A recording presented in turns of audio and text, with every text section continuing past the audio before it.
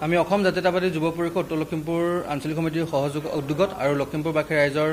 সহযোগত আমি পেহেলগামৰ যি হত্যাকাণ্ড ঘটনা সংঘটিত হ'ল তাৰ প্ৰত্যুত্তৰ যি ভাৰতীয় সেনাবাহিনীয়ে যি ধৰণে দিছে তাক আমি অত্যন্ত ধন্যবাদ জনাইছোঁ আৰু লগতে আমাৰ সেনাবাহিনীৰ সাহস আৰু মনোবল বৃদ্ধিৰ বাবে আমি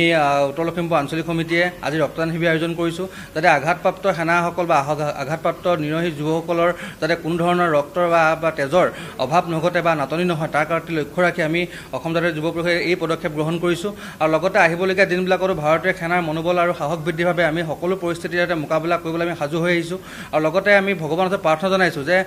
ভাৰতীয় সেনাই উচিত প্ৰত্যুত্তৰ প্ৰদান কৰি পাকিস্তানী উগ্ৰপন্থীসকলক নিষেধ কৰি অসম বা ভাৰতলৈ শান্তি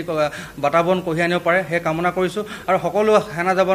সেনা জোৱানৰ আমি কুশল মংগল কামনা কৰিছোঁ এই অনুষ্ঠানৰ পৰা আজি আমি অসম জাতীয় যুৱ পৰিষদ উত্তৰ লখিমপুৰ আঞ্চলিক সমিতিৰ মুঠ 50গৰাকীতকৈ অধিক আমি ৰক্তদান আমি আয়োজন কৰিছোঁ আৰু